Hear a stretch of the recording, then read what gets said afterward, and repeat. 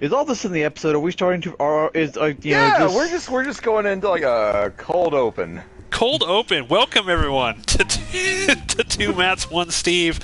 I'm Matt. Down there in Tennessee is Matt/Ronan. Hi, Frankie. Hi, everybody. My puppy just came in here, and it is storming cats. I don't know if you heard that blast of thunder like about 30 seconds ago, because it was loud as fuck. But yeah, that's what's going on. What's up? Okay, and we got Steve. Yep, I'm here again for some reason. Yes. Now, this, ladies and gentlemen, is ostensibly our Moon Knight episode. We had recorded one a couple weeks back. Ronan fucked it all up, and so Sony Computer Entertainment Corp. Fuck that up. So basically, what happened is Steve and I, our great insight was recorded, but Ronan's was lost to the ether, and now we're going to try to re-record it. But if you listen to our Doctor Strange episode, that turned into a completely different sidebar about a million different discussions not related to Doctor Strange necessarily, which I think ended up being a better show. So there's not a whole lot to talk about with Moon Knight, so maybe we will discuss some random stuff on here on this episode. So Ronan, why don't you tell us what Moon Knight's all about? So Moon Knight is a show in which Oscar Isaac and Oscar Isaac, they both wear white suits, and there's a floating bird skull that tells them to murder people, and one of them does, and the other Oscar is like, "Oh no, I don't want to murder people, mate." And then there's a crocodile. Okay, that is way more in depth. Like, you did a better, funnier synopsis of it on that first show. Everything you said was accurate, and yet you still told me nothing. Steve, give us a little bit of backstory. What is Moon Knight all about? Stephen Grant works at an Egyptian gift shop by day, and at night a split personality and he is the Moon Knight. He is a vigilante empowered by Khonshu, who is the Egyptian moon god of vengeance. He is fighting basically a cult that is trying to resurrect a different Egyptian god, which has a different idea of how the vengeance should be meted out. So it's really like a superhero and his villain fighting about how bad guys should be killed and in what quantity should they be killed. Yes. So Khonshu, Mark Spector is kind of like his avatar. Khonshu just wants to kill people once they've done something bad. And then Amit and her avatar, which is played by Ethan Hawke as this cult leader, wants to do the Minority Report thing, where, hey, I know you're going to do this bad thing in the future, so I'm just going to kill you now, and we'll be done with it. We won't have to deal with it. So, just out of curiosity, and we didn't really go into this on the Lost episode of this, but which version do you prefer? Do you prefer Khonshu's way of going about it? Like, no, you got to actually do something bad, and then I'll kill you. Or do you prefer Meat, which is like, actually, you are going to do something bad. I'm going to kill you before it actually happens. Well, it's Khonshu. That's the only way that makes sense. Punishment comes after the crime. Otherwise, like, well, I know you're going to do something wrong. It's like, well, it's like that, like that's all under their logic, and that can change from person to person. And it's like, I don't want the Egyptian crocodile god to be like, yeah, because you don't fit my very specific criteria, you will now be dealt with. No, punishment comes after the crime. Steve? I agree, and I think that if you had the power to see the future and you see that this person is going to murder someone, you find a way to get them to do something different. You'd say, hey, our psychic, our alligator psychic, said that 3 years from now you're going to murder this person. How about you stay away from that person? Hey, a person that's potentially going to die, how about you stay away from this person that Alligator God has predicted you kill? It's like something that they didn't really touch on in the show is if Amit sees the future and shows a crime that is supposed to happen, there was no discussion of, is that guaranteed, can it be stopped? And the fact that she has the ability to kill them would suggest that yes, that crime can be stopped. So why not do that? What about for individuals who are clearly just evil, right? You know, that are like, okay, you see the future, and I'm gonna murder somebody in the future, or I'm gonna do these things to children in the future. Okay, thanks for letting me know.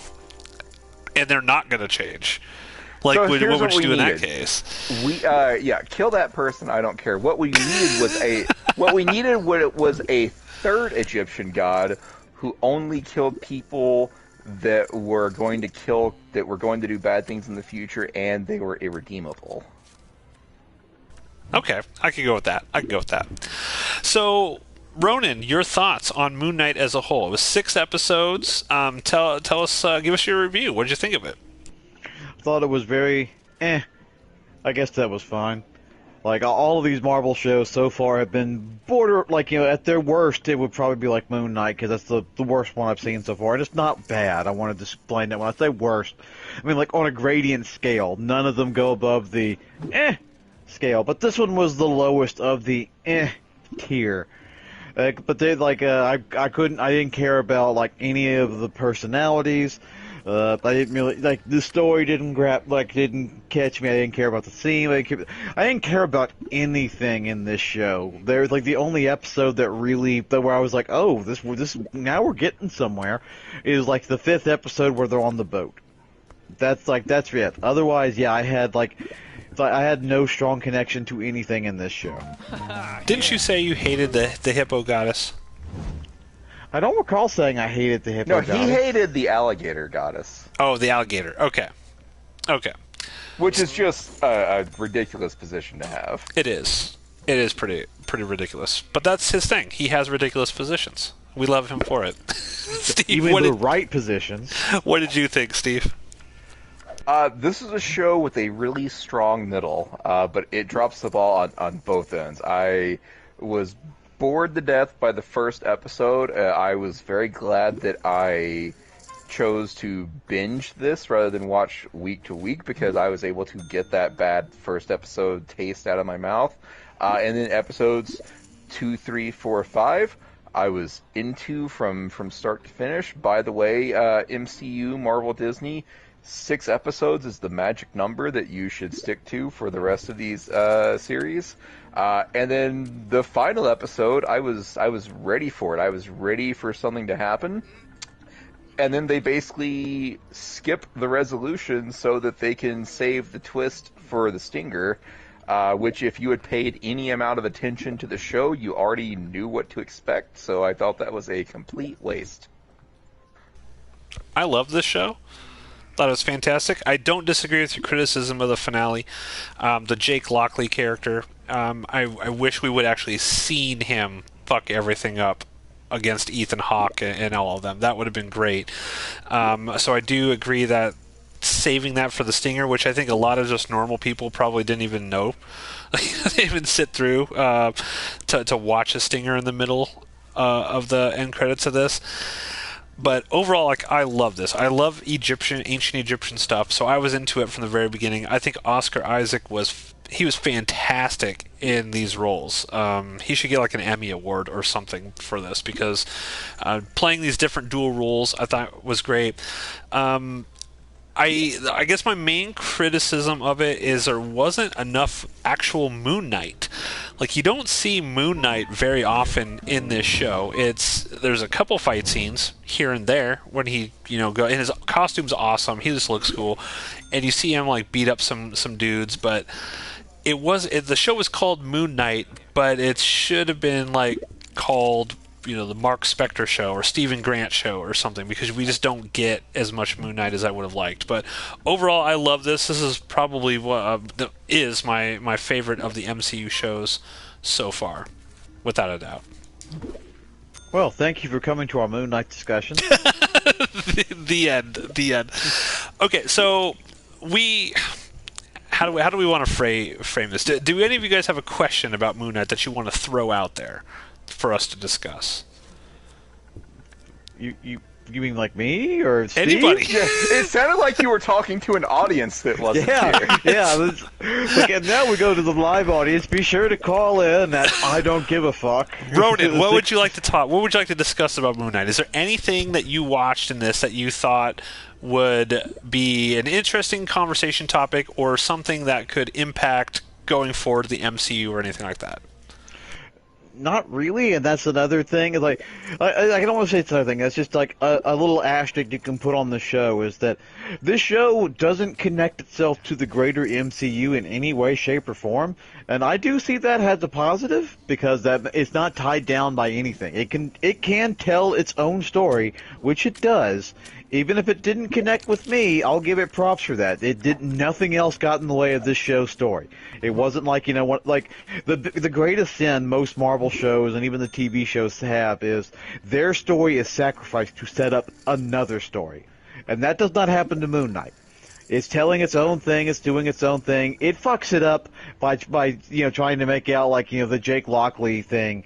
And Yeah, I was going to say it sacrifices its own story to tell its own future story. It steps on the rake in front of it, Sideshow Bob style, of its own free will. Kevin Feige isn't making it do it to set up, the Avengers. No, it's not doing that. He Sideshow Bobs himself, for full willingness, and I can applaud that at the very least. Okay, Steve, anything in this show that you felt was worth talking about? The Egyptian gods were really dumb. Yes. Khonshu goes to them, and it's Khonshu. There is some context here. All the other gods have kind of written Khonshu off, and they think that he's lost it, he's crazy, he's out of his mind, etc., etc. But Khonshu goes to them and says, hey, this bad guy is trying to resurrect this evil god that is going to kill you all and, just ruin and wreck everything. And the Egyptian gods, or their avatars rather, they won't even, peek their head out the window and see that there's, an entire cult's worth of people digging in the desert for this express purpose. It seemed it did not paint them in a good light, to the point where when I saw that episode, I thought that these other gods have to be in on this. One of them at least has to be working with Amit, the evil alligator god, and then it turns out no, they just weren't willing to put in the minimum amount of effort to actually vet these claims.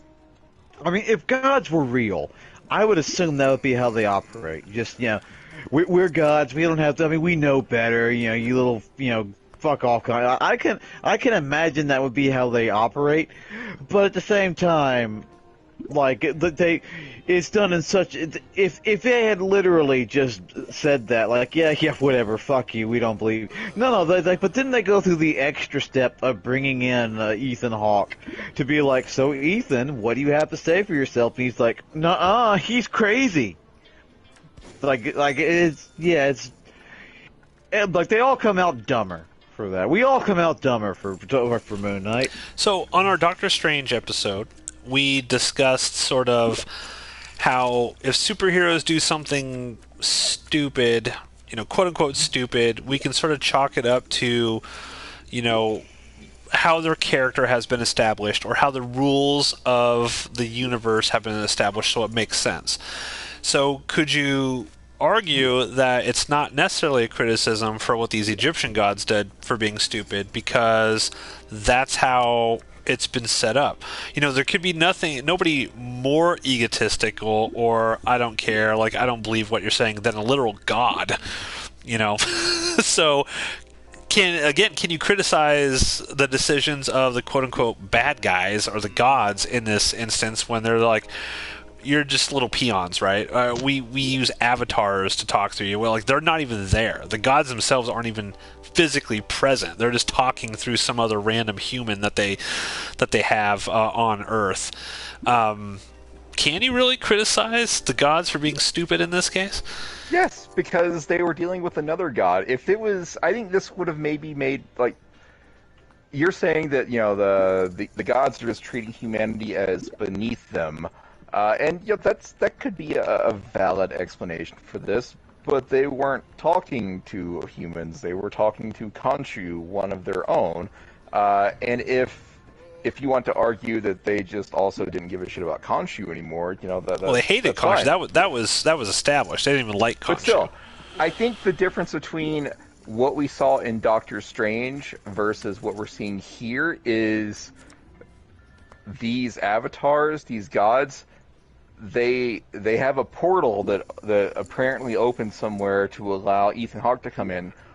They could have taken 5 seconds to stick their head out of it and see it. True. Unless they were relegated to that pyramid or something, they couldn't leave. I don't know. If we're just going to buy the explanation that I guess if we're just supposed to accept that the gods no longer care, they no longer want to be involved with humanity, and that's why they were dismissing this. I wanted to see more to support that, because how do I put this? I don't know that their motivations make any sense, because they're angry at Khonshu for basically,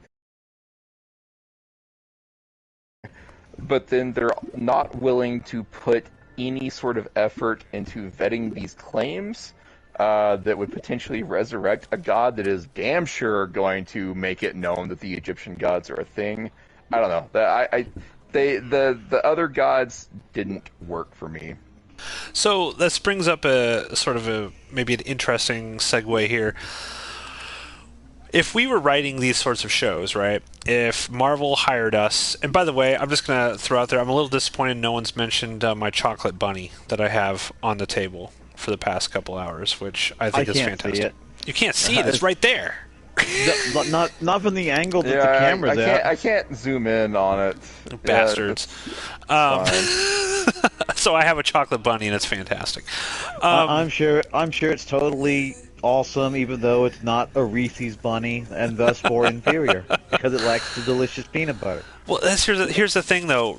To me, I love Reese's peanut butter cups. It's my favorite candy, easily my favorite candy. However, I have a problem. Again, we're getting off topic of Moon Knight. Yeah, I thought you were about to get back into Moon Knight and the Egyptian gods. I was, no, but now it's candy hour. Now it's candy hour. Now, see, my brain's going all over the place. You shut your whore mouth, Steve. Talking about Reese's peanut butter cup. This is important. This is important continue. Because a standard original Reese's peanut butter cup has the perfect consistency of peanut butter to chocolate. Like, the ratio is perfect.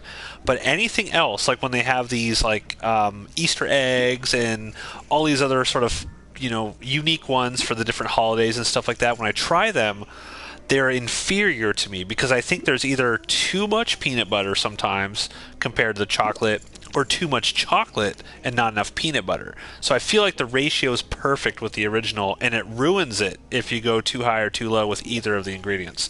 What do you say, sir? 100% I'm supposed agree. to be the crazy one. I'm the only sane one here. Fuck No, y'all. What? original Reese's is best Reese's. Yes. No, the Easter egg ones are the best, or the bunnies, No. or the No. Halloween jack-o'-lanterns, or the That's Christmas too much. trees. There's too much peanut butter, and I feel weird for saying that. But there's too much peanut butter. The fact that you feel weird for saying it should tell you something right there. No, it tells me that there's too much peanut butter. It doesn't have the perfect ratio. I like how the cards that were laid out 4, 4, 8. I like that mathematically speaking. Steve and I are Okay, right. You're now wrong. it's math hour.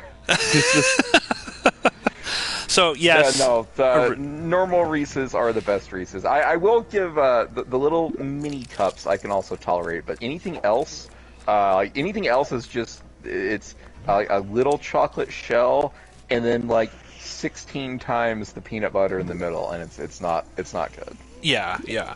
I wouldn't go so far as to say it's not good. I would just say it's not the perfect ratio. Like, I would always rather choose... Okay, well, now you're wrong, too.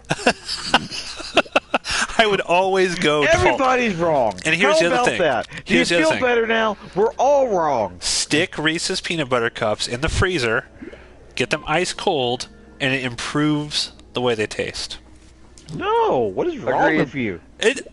What is wrong with you, Ronan? What is wrong with you? I- All right, I always- have an ace. I have an ace and another card that basically doesn't matter. Do I call this? I I'm had an not in ace this, 9 go and I for it. folded. It's all All you right, and him. fine, Go for it, fine. pussy. Might have called that with the ace 9. God, now what was I saying with? Can we oh just yeah, talk Moon Knight. about Moon Knight? Let's get back to Moon Knight. So, if you or I were writing this show, there are, and I think this even gets back to some stuff like, you know, in all Marvel movies, we write these things and we're like, make it smarter, right? How am I trying to explain this? Like, for example, with the gods here, you're like, this is stupid. They could have just put their head out the door of the pyramid, whatever, and seen all these people and trying to resuscitate Amit or whatever it may be. And as a writer, or someone just reviewing these scripts, right? Because there's eyeballs on all of these scripts. It's not just one writer and then boom, they do it. They have a committee. There's all kinds of people reading these. Kevin Feige reads these scripts, you know, all the way up and down the chain. Is there not somebody anywhere in any of these movies or TV shows that says, that's dumb? Like, that's just bad writing. Like, obviously, someone would do this in this situation. Why are we ignoring that? Or do you feel like they just write themselves into a corner and they just decide, fuck it, no one really cares all that much, and we're just going to try to get to the meat and potatoes of this. We're not going to worry about the little details of what someone would or would not do in a specific scenario. We're just going to roll with it. Steve might find it annoying, but who cares? The overall piece will be something entertaining, and that's sort of like their criteria. I think that if someone with the Marvel stuff, when someone comes in with a dumb script, I don't think that the implication is, oh no, go back and rewrite that. This is shit. Give me something that works better. It's probably like, this is brilliant. The randos will love this. Brilliant. Promote this man. You're a producer now. I don't know. I feel like most people give Kevin Feige a little bit more credit. He's like the mastermind behind all of this stuff. Right? So I don't think that Kevin Feige just takes bad scripts and throws 7-2, millions of dollars baby. at them. Oh, nice. Wow, Rona, that is... I threw away at ballsy. King 2. I Someone was had favorite chasing it kind. straight and did not get it. I think it's more likely that they expect people to roll with it and they recognize that things could be done better, but either for budgetary or time reasons, it just can't be done. Like, sacrifice. We know all about compromising from our film days. Yeah. I think the expectation is this. We get this is a weak scene, but we've got to do it just to get to the next one. Well, look. I mean, we talked about this on the Boba Fett episode. You know, that series is littered with stupid decisions, incredibly stupid decisions by the title character of the show himself. So, you know, and I remember when we were discussing it, I know I was shocked because I was like, oh, it's the same people who did Mandalorian. It's like, how could that be so good? But then you make this, and it's just constant stupid writing. Episode after episode after episode.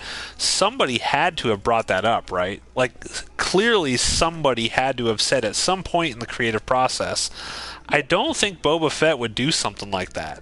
Or if you want Boba Fett to do something like that, fans are really going to be angry if you portray the character this way. And so I just don't understand.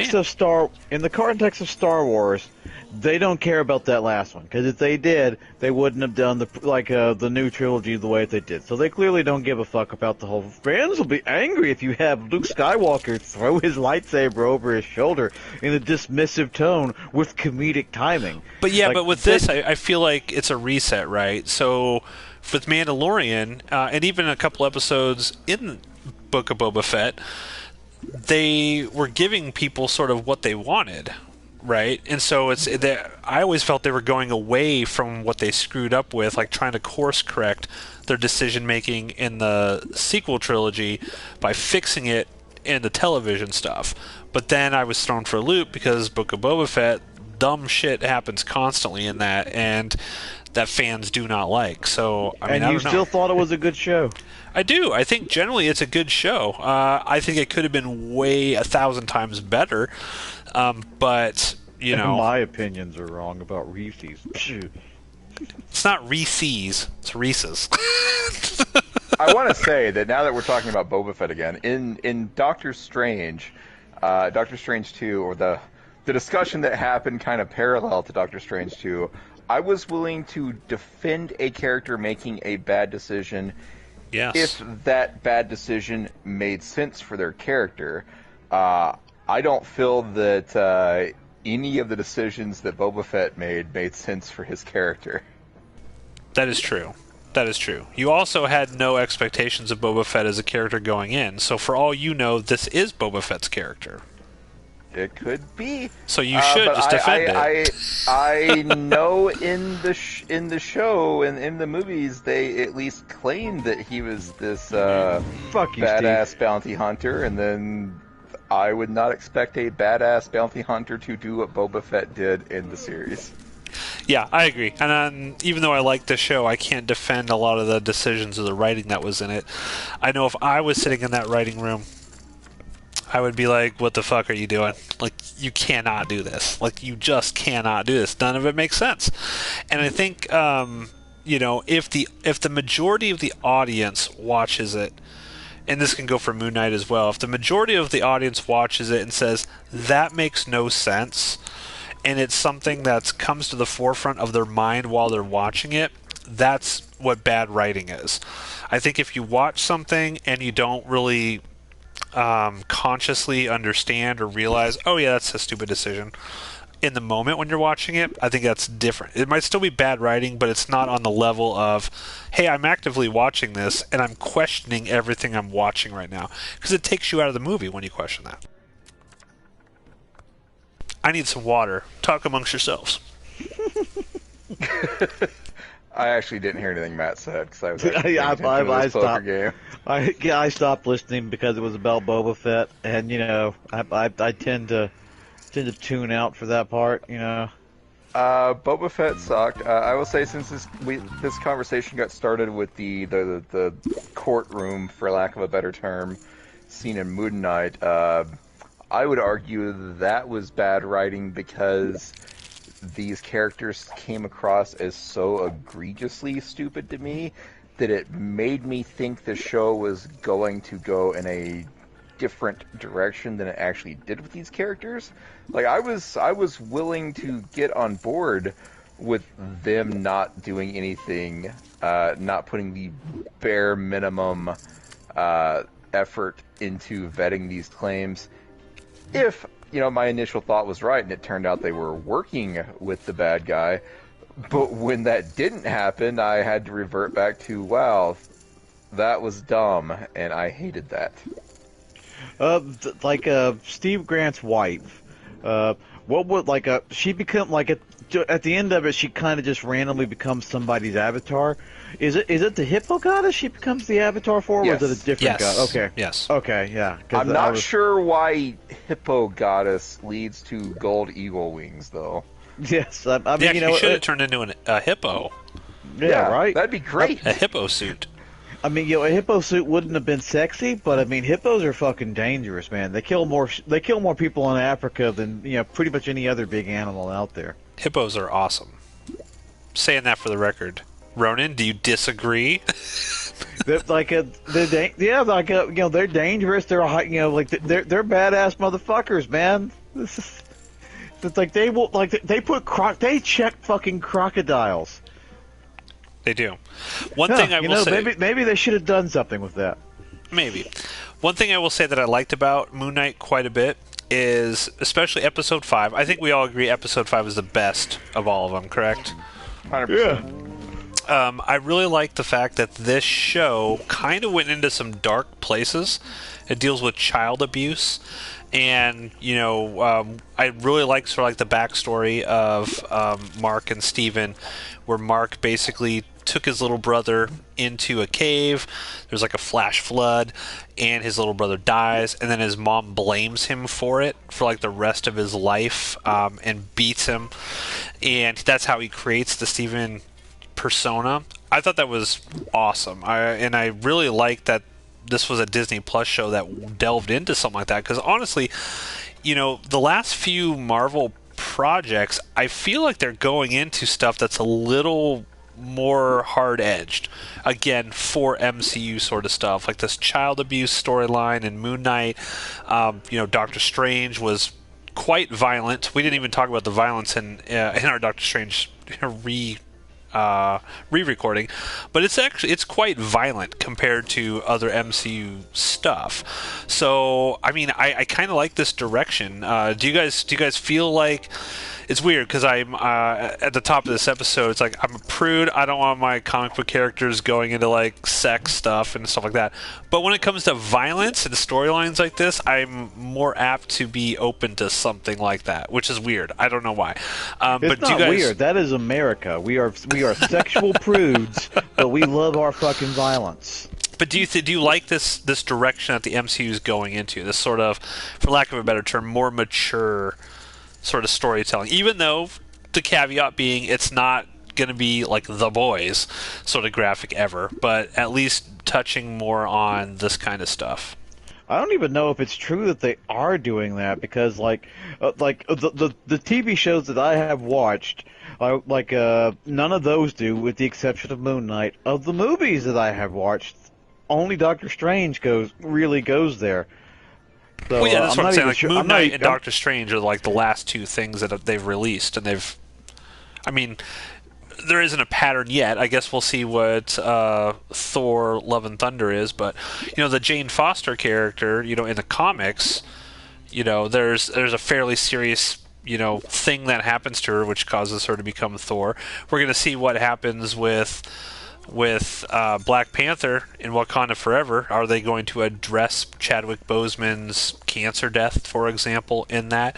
So, we'll see, but it seems like at least they're starting to broach a direction of discussing a little bit more mature themes. See, right now, I feel like Doc Strange 2 and Moon Knight are more one-offs. I'm happy to be proven wrong, and I'm happy to see more mature themes in the MCU. But if Love and Thunder is anything like Ragnarok, I can't see it being super dark. I also know that one of the upcoming Disney Plus shows is Ms. Marvel, and that just looks like a live-action cartoon to some extent. Or She-Hulk. Yikes. Yeah, and then the She-Hulk trailer. Yeah, I take back anything I just said, because I just remember the She-Hulk trailer. Yeah, you saw two things that happened. That I think you saw a coincidence and was like, "This is a trend." You put on your Rorschach mask, and you were just suddenly you just went there. You went full Rorschach over nothing. I did. I think I've already been proved wrong in the last 30 seconds. She-Hulk. Yikes. Oof. I want to say you're going to force us to watch that, but at the same time, you're going to have to suffer through it too. That's a good question. Do we watch She-Hulk? I'm going to binge it. You're going to binge it? It's 9 episodes. It's 9 30-minute episodes. According to Wikipedia, it's like short episodes.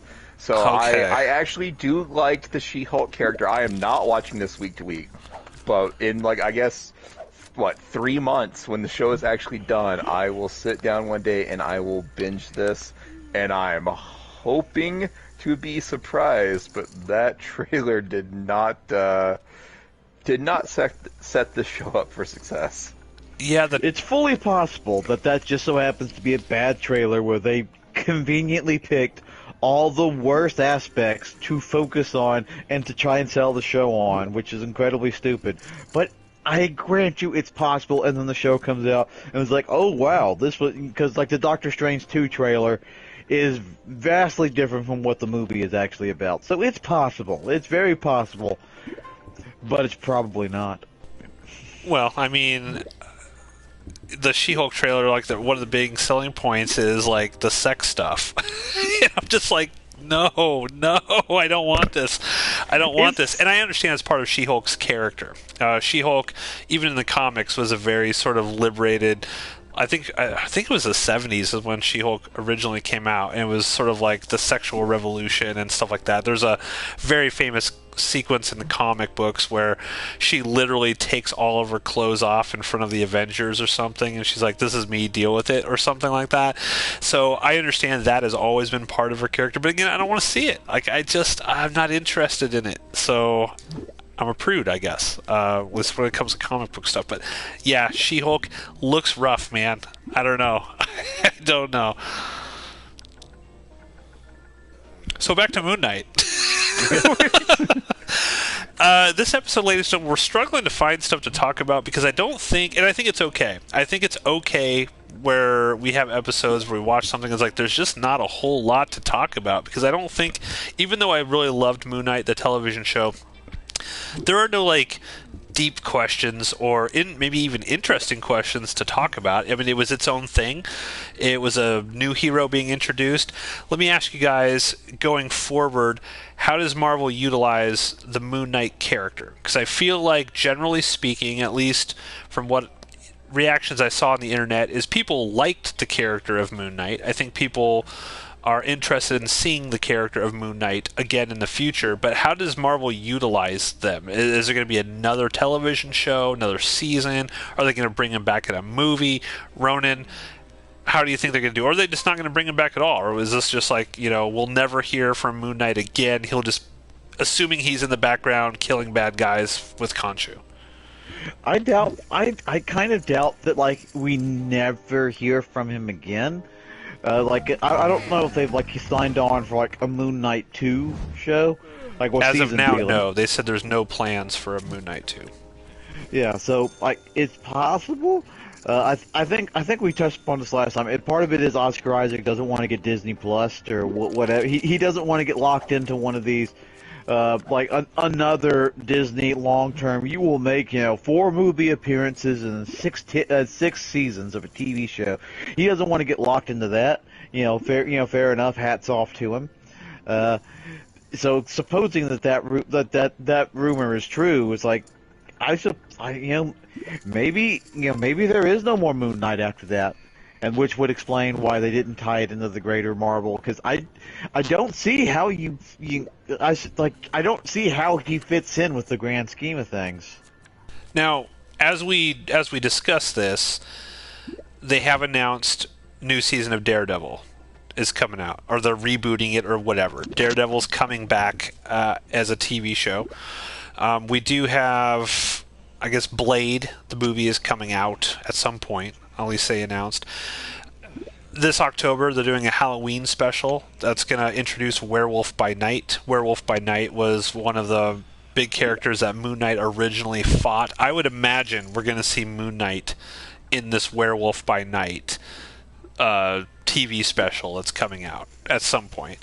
But I feel like what will end up happening is Moon Knight will come back, but I think he's going to come back primarily as part of another show that's going to be on Disney Plus. Whether it's been announced yet or not, I don't know. But some people think they're going to set up like the Dark Avengers or something for the Disney Plus stuff, and then the main event, or even West Coast Avengers. I've heard rumors that West Coast Avengers is going to be a thing, because Vision is still out there somewhere. We ever going to see Vision again? White Vision? He just kind of flew off. So there are characters that they could utilize for this sort of West Coast or Dark Avengers sort of thing. But Steve, what do you think they're going to do with Moon Knight? Do you think they should bring him back? Are you interested in seeing more Moon Knight? Or are you saying, I just want this one done and I'm fine that he's off in the background somewhere, never to be seen again doing shit? I feel like what you're saying is correct. He'll come back as part of a different show. I kind of don't care if he comes back, though. I mean, like I said, this show had a good middle and ended really flat for me. What I want to see, though, is, so we've had the Norse gods, the Asgardians. Now we've got the Egyptians. At this point, I have to assume that every pantheon of gods exists in the MCU, and I just want some big god battle. Can we get Introduce Hercules. I was Well, just yeah, about to say, the, can we get Hercules? The Greek gods are in Thor: Love and Thunder because Russell Crowe is playing Zeus. Good. I want all of that. I want some big Battle of the Pantheons event. And if Moon Knight shows up, that's fine, but, Khonshu will get the job done. Well, I guess something occurred to me too. It's you kind of gonna need a second season of Moon Knight because of the way they end it. Because they end it in that Steve Grant and what's the other guy's name? Mark Spector. Mark Spector. Yeah, they both believe they have gotten out of the Khonshu contract. They believe they are not Moon Knight anymore. But yet there is the third personality that apparently still is under contract. That part makes no fucking sense to me. How a personality can have a contract. Well, that doesn't work because what's his name, the bookish one, he never made that deal. So it was and they should know that. Well, they it just got seems stupider in my head. I feel like they kind of hinted that Khonshu knew about all these multiple personalities the entire time. Did you guys get that? Takeaway as well. Yeah, Yeah, I feel like he knew about it, and he did not because- want Stephen Grant out because he could do stuff with Mark and he could do stuff with Jake. But when Stephen was in control, he couldn't do anything. Yeah, really. that was my takeaway as well. But so regardless of that, so two of the three personalities think that they're out of this deal. So you need a second season, or you need him to pop up in somebody else's show where he is a focal point, so they can explain how it is that they're still doing Moon Knight stuff, even though they think they're not Moon Knight anymore. Well, wouldn't it be cool if when next time we see Moon Knight, he's just a bad guy? What if they turn him into a bad guy? Because I think what would be cool is Moon Knight as a character. He's both a good guy and he could be a bad guy. So if they turn the Jake Lockley character into just a straight evil bad guy, like the Fist of Khonshu, he's just running around murdering people. You could make Moon Knight an antagonist in somebody else's show, because I would imagine if they're bringing back Daredevil, it's only a matter of time until they bring back the Punisher and they bring back introduce all these other sort of darker, harder edged characters. Let's make Moon Knight a bad guy, and then the thing about it would be sort of Mark or Steven trying to get control back from this Jake Lockley character. I don't know. That could be a cool way for them to go. I mean, that's the only real option I could think for him at this point, because again, two of the three think that they're out of this. So, have that last one be a villain. I guess you could make him into a villain, because otherwise you have to explain away why it is that 2/3 of this equation aren't part of it anymore. You see, they have to explain the personality part of it. Yeah, and the other interesting thing about Moon Knight is they could, in theory, just keep adding personalities. It's not necessarily known that there's only 3. In the comic books, he has way more than that. So you could... One interesting thing about it, I guess, is Oscar Isaac could always come back in the future and literally play almost a different character every time he's playing Moon Knight, if that's how they wanted to write it. So, yeah, it's... I want to see the character again. I don't feel like you hire Oscar Isaac and then you never do anything with him again. It's just, what are they ultimately going to do with him? That'll be the question, I think. Yes. Pantheon battle. Oh, that's what I was going to mention. The Pantheon stuff. So they were, because I read an article after Moon Knight ended, there were going to be references to the greater Marvel universe in this Moon Knight, particularly Gore the God Butcher, because in the new Thor, that's the villain. So Gore in the comic books literally is going around murdering every single god. That is his entire point. He's got like the Necro Sword. The Necro Sword was actually created by Null, who is like the god of the symbiotes, and so there's a whole thing there. But Gore the God Butcher is actually just murdering every god he can. And they were originally going to have... better. What's that? Kratos did it better. Yes, he is the Kratos of the Marvel Universe, essentially. So but I guess all the production schedules got jumbled up, so they didn't know what was actually going to come out first, or if Moon Knight would end up coming out after the new Thor movie.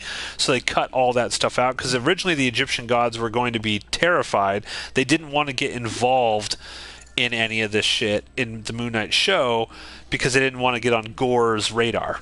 You know, they were off trying to just do their own thing and keep a low profile. So I would imagine, since the Greek gods are in the new Thor movie, that's going to play into it somehow. I think you will get Hercules.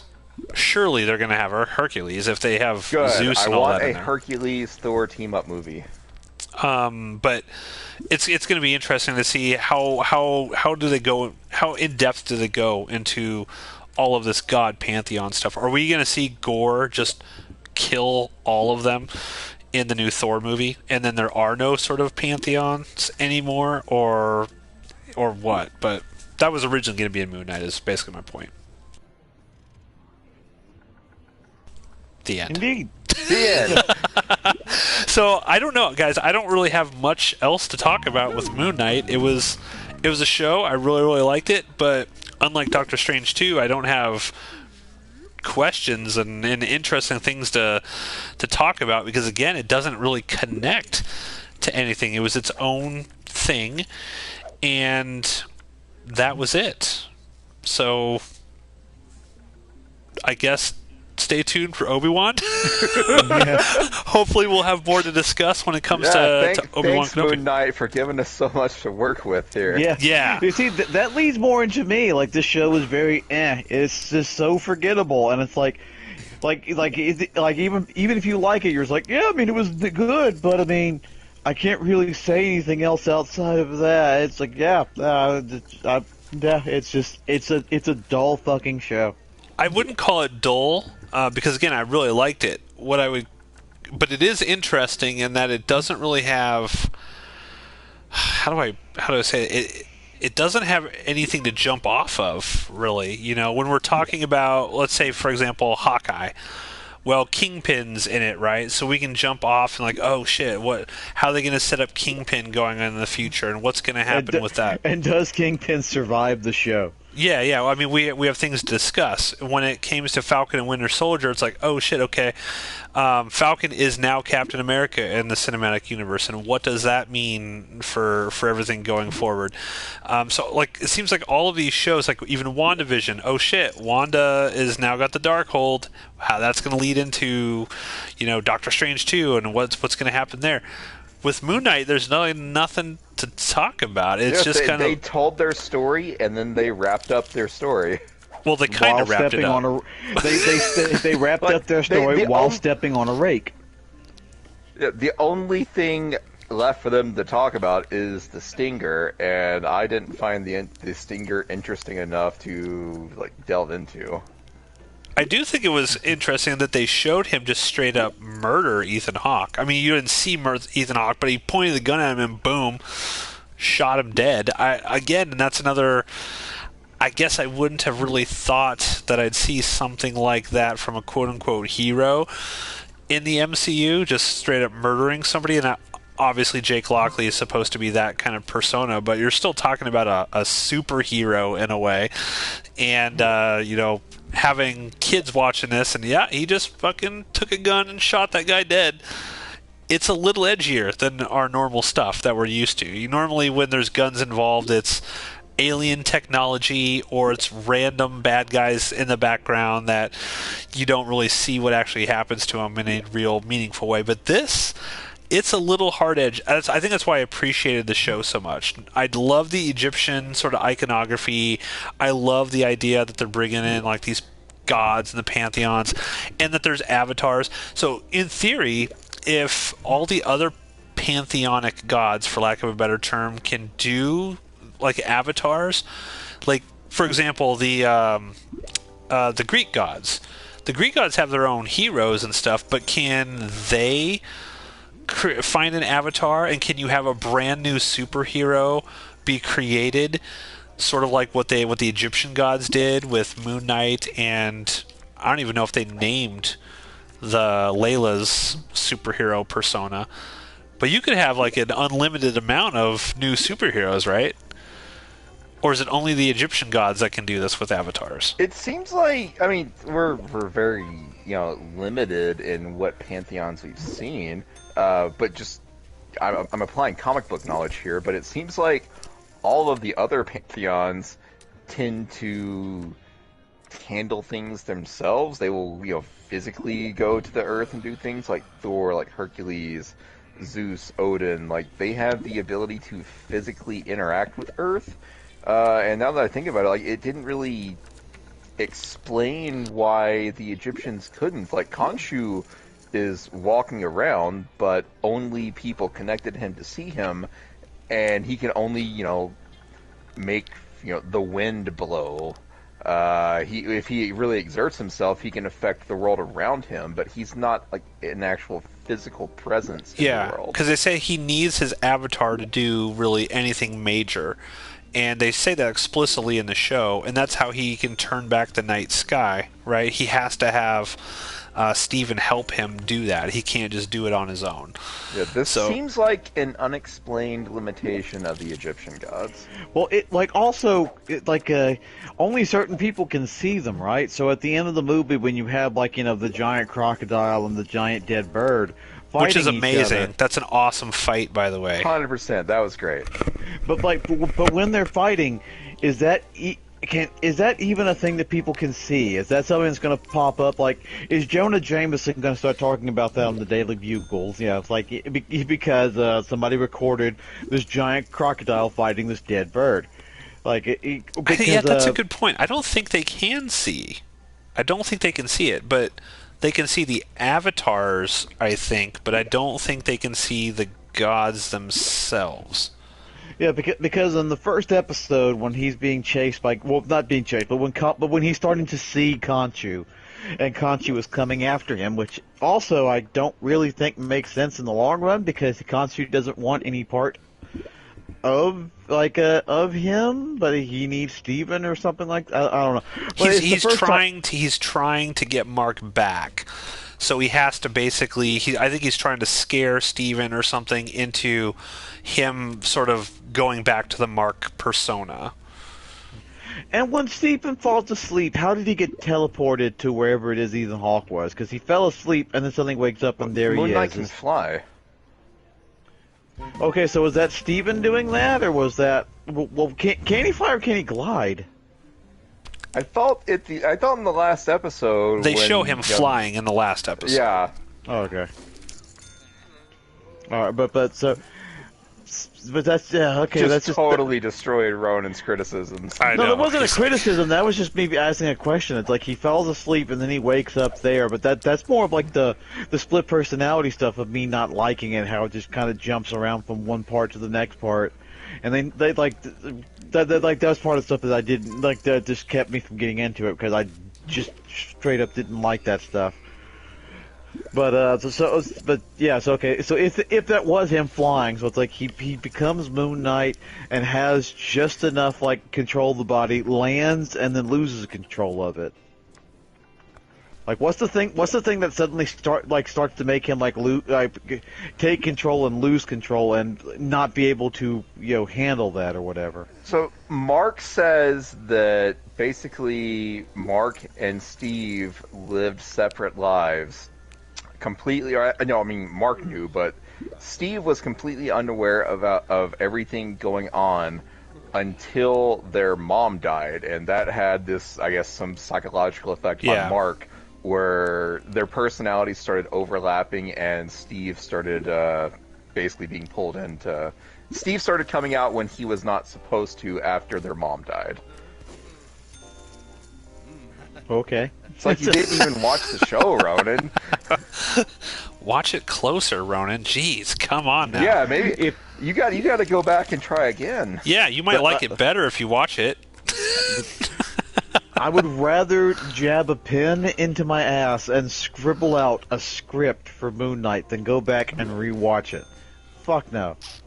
Okay. I still like Moon Knight as a character. I think he's one of the most unique superheroes that the MCU's got going. I think it would be a shame if they just didn't utilize him going forward, but I think it'll be more street level stuff. I think they're setting up some sort of weird. I think he'll show up in the Daredevil show eventually. It seems so weird though. Like, I feel like I understand that Moon Knight, kind of has that feel of a street level character, but he just beat a god that was stealing people's souls. That seems way beyond what a street level character should be doing. Well, yeah, he beat the avatar of the god, right? Because Khonshu, I'm trying to remember the very end of it. Doesn't Khonshu actually beat Amit, and then it's just Moon Knight that beats Ethan Hawke's character, like just the avatar? I don't know. Or am I thinking of that wrong? I don't know. He looks like a street level hero, but it seems like, and we've only seen one adventure from him here, but it certainly feels like he's promoted himself above that. But whatever, we'll see. And what's also interesting is I don't remember Moon Knight being able to fly in the comic books, because I think there's one of the things that the show didn't do well is what exactly is Moon Knight's power set? Is he like super, like really super powered? Where, I mean, it's clear he's got some sort of super strength, but he throws his his version of batarangs around with like the moon things. At one point, he pulls out a grappling hook. It was like one fight in one episode, and you never see it again. Yeah, so he does have some gadgets. Because that's the Batman-esque part of him. He's got some gadgets that he uses, but how super powered is he? And I think the show did not do a great job of explaining what his power set is and what the limitations of his power set. Because multiple times, Khonshu's like, "Will you protect the travelers of the night?" We only ever see Moon Knight at night, right? Like, can Moon Knight in the MCU version? Can Moon Knight manifest his powers in at the height of the day when the sun's out? Can he turn into Moon Knight, or is it only at nighttime that he can do anything? That would have been a great thing for the show to tell us. Yeah, that would have. Yeah, wouldn't that have been neat if the show actually set things up? Yeah, getting back to my point of they need to have people who read these things and point this kind of stuff out to them, because I think that would also be a really interesting component to a superhero who is only superhero for 12 hours of the day or something. Like, well, I literally cannot be a superhero during the day. Dr. Midnight, and I feel like that exists somewhere. Probably. Are his powers also affected by the phases of the moon, or is that just something that I'm just kind of implanting in there because it's moon related? That's another thing. Like, in the comic books, there was early on, I think the Moon Knight storylines, like when he first came out, his powers were supposed to be affected by the stages of the moon. So if it was a full moon, he was at his max power level. But if it was a new moon, waxing gibbous moon, he was just fucked. Yeah, like a new moon, for example. He's still super powered. He can still turn to Moon Knight, but he's not, like, for example, he might not have super strength. He can have super strength when it's a full moon, but not necessarily when it's a new moon. That kind of thing. But I think the comics kind of went away from that storyline. And again, I'm not a Moon Knight scholar or anything like that, but one of the interesting aspects about Moon Knight in the comic book version is he seems to... He doesn't have like a set, like Spider-Man, right? When Spider-Man came out, he has his set powers. He's got his Spidey sense, he's got his web shooters, he's got his super strength. He can do all those things. His power set is defined at the very beginning. Moon Knight's has been all over the place. It seems like whatever new writer comes on to Moon Knight, they do these new things. Like, originally his personalities were not like split personalities or dissociative disorder sort of personalities.